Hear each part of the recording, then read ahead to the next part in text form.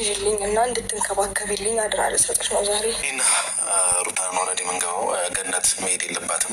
ሰላም ጤና ይስጥልኝ። ወደ የተከበራችሁ ቤተሰቦች እንዴት ናችሁ? ነው ያለው እግዚአብሔር ይመስገን። ቤተሰብ እንግዲህ የነ ሩታ የአብርሽ የሄርሜላ የገኔ የፍሬም ምን ብለን እንጥራቸውና ሁሉም ነገር እንደቀጠለ ነው። በጣም የሚገርመው እንግዲህ ሩታ እኔ ልጅ እናት ነኝ አልታሰርም እነሱም ህግም አያስረኝም ብላ ስትንቀባረር ነበር ማለት ነውና ከህግ የሚያመልጥ ማንም ነገር እንደሌለና በህግ አምነሽ በመግባትሽ ተማምነሽ ልጅሽን ለገኔ አደራ በመስጠትሽ በጣም ጥሩ ነው። ኤፍሬም እንግዲህ ምን ብሏል? ገኒ መግባት የለባትም፣ ገኒ ልጁን ትያዝ፣ እኔና ሩታ መግባታችን ቁርጥ ነው። ምክንያቱም ለመናቸው ዘከርናቸው እምቢ ብለዋል ኤፍሬምና አብርሽና ሄርሜላ ማለት ነው። ደግ አደረጉ።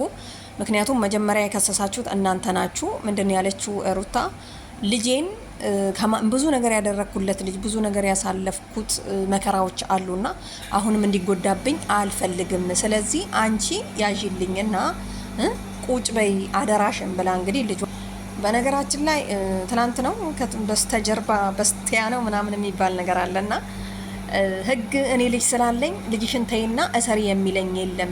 ህግ እኮ ከነ ልጅሽን ቢሆን ተገቢያለሽ፣ ይሄ የታወቀ ነው። ስለዚህ ኤፍሬም ደግሞ በደንብ ታስሮ መታሸት አለበት፣ መቀጣት አለበት ማለት ነው። ሩታና ሄርሜላና አብርሽ አንድ ላይ በመሆናቸው እንግዲህ በጣም ስትቋሙጡ ነበረ። አሁን ላይ እንግዲህ ያው እንዳላችሁ ዛሬ ደግሞ ላይቭ ላይ እንግዲህ አብርሽ ሊገባ ነው። እሱን በጣም የሚጠባበቁ ሄርሜላና አብርሽን የሚያደንቁ ሰዎች በተለይ ሄርሜላ ጸባየኛ ናት በጣም በቃ ምን ልበላችሁ። ምክንያቱም ፈጣሪ የልቧን አይቶ ሰጣት ማለት ነው። እናንተ ግን ተንኮል ስታስቡ ትላንትና ፍቅር ምንድን ያደረገችው? ይቅርታ እስካሁን ላደረግኩት ነገር ጥፋተኛ ነኝ ሄርሚ ይቅርታዬን ተቀበይልኝ ብላ ከጠየቀች በኋላ ፍቅር ማለት ነው መጨረሻ ላይ ከሩታ ከአብርሽ ራቂ፣ አብርሽ አይሆንሽም እንዴት ይባላል? ሰው በፊትም እኮ አብርሽ አይሆንሽም ራቂ ብለሽ ተጣልተሽ አሁን ደግሞ እንደዛ ስላልኩሽ ይቅርታ አድርጊልኝ ብለሽ ደግሞ ተመልሰሽ እንዴት ነው ከአብርሽ ራቂ? አይነፋም ይሄ ማለት ነው፣ አያስኬድም። ምክንያቱም በዛው ነገር ተጣልተሽ ይቅርታ መጠየቅ ትልቅነት ነው ብላ ነው ሄርሜላ የተቀበለችሽ ማለት ነውና የትም ሄዳችሁ የትም ሄዱ ማለት ነው። እናንተው በቆፈራችሁት ጉድጓድ ይሄው እናንተው ልገቡበት ነው። ደስ አይልም። ስለዚህ ለሰዎች ተንኮል ማሰብ ጥሩ አይደለም። ምክንያቱም ወረቀት አምጥታችሁ ገኒ ደግሞ እንደማያቅ ሰው ምናምን አልሽ እንጂ ገኒ አታቅም ምንም ባታቅ ነው ምናምን 4 ቀን ሙሉ እንኳን አንቺ አይደለሽም እኛ ራሱ አውቀናል። ልጁ ጠፋብኝ ያለችው ሩታ ማለት ነው። ስናፋልግ ነበር ባይገርምሽ። እና ኤፍሬም ተንኮለኛ ነክ አንተ በጣም ገብተክ መታሸት አለብክ በደንብ ማለት ነው እንድትታደብ። ምክንያቱም ወንድምህ ላይ እያሰልክ ያለው ሴራ በጣም ከባድ ስለሆነ ሩታም ያው ተገቢያታለሽ። ሄርሚ በጣም ቅናት። አንዳንዴ ሰዎች ቅን ስትሆኑ ጸባይኛ ስትሆኑ እኔ ሄርሜላም በሆን ማለት ነው ማንኛውም ሰዎች ፍቅር እንዳደረገቻት በፊት ለሩታ አግዛ ይቅርታዋን አትቀበልም ነበር። ግን በቃ የይቅርታ ልብ ስላላት ነው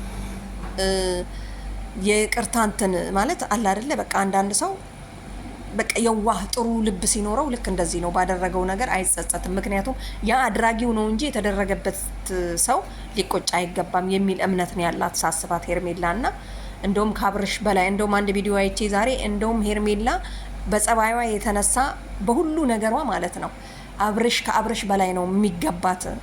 አያችሁ አይደል? ስለዚህ እናንተ አንቺ ሩታ ፍቅር ኤፍሬም መራቅ አለባችሁ ከነኚህ ሰዎች ማለት ነው። አሁንማ ልገቡ ነው በቃ ሊገላገሉ ነውና ልጄን ምናምን የምትይው ነገር አለና ልጅሽን እኮ እቤት ብታስቀምጪው ሩታዬ እንደው ምክርም ነው። አንቺ አለሱ አይሆንልሽም እንዴ? በቃ ምንድነው ድራማ አይሞቅም ማለት ስራችሁ አይሞቅም? ልጁ ካልወጣ ልጁ ህፃን ነው። ልጁን ምን አድርጊ ብለሽ ነው መታንገላችሁ? ልጁ እኮ በግድ ነው ያሹ። አሁን እያለቀሰ ተውኝ እኔ ልቀቂኝ እያለሽ አፍነሽ ነው ያሹ ማለት ነው። ስለዚህ ህፃኑን አታስቸግሪ። ሲንግል ሆነሽ እኮ መተሽ መስራት ትችያለሽ። አሁን በቃ ካብርሽ ጋር ተለያይታችሁ የለም በቃ አያም ሲንግል ነኝ እኔ ምናምን በይና ፏ በይና ነኝ ዲ። ስለዚህ ኤፍሬም የሚያደርገው ተንኮለኛ ነው። እሱ ወንድሙ ነው፣ የትም አይራራቁ። እንዲሁ ዝም ብለሽ ኤፍሬም የሚልሽ ውስጥ እየገባሽ እናንተ ናችሁ መቼ የምትቀምሩት ማለት ነው። ፍቅርማ በጣም ቀማሪ ናት። ፍቅርማ አይደለም አንቺን ራሱ እኔ ለሩታ ብላ ራሱ አይመስለኝም፣ ለራሷ ነው የሚመስለኝ እንደዚህ የዛና እዚህ የምትሯሯጠው ማለት ነው።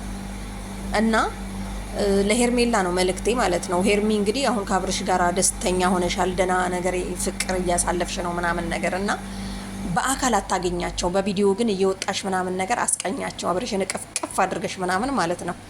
ገባሽ አይደለ? ይቃጠሉ። ኤፍሬምማ ያው ኤሌክትሪክ ሊይዝ ነው መያዙ አይቀርም ወደፊት፣ ወይ እስር ቤት ሆኖ እዛው እንትን ሊሆን ይችላል።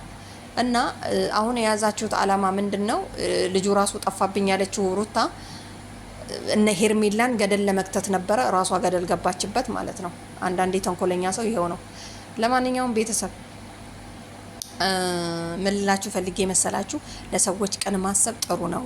ደግ ሁኑ፣ የዋህኑ፣ በሰጣችሁ ነገር ብቻ ፈጣሪን አመስግኑ እንጂ ተንኮለኛ አትሁኑ። ከኋላ ወዳጅ መስላችሁ ያቺ የሆነች የቆንጅና ውድድር ልትማር እንትን ያለችው ሩትን ታውቃላችሁ አይደለ? እህቷ የሞተችባት ምናምን ምን ብላ ነበር ያለቀሳችሁ መሰላችሁ?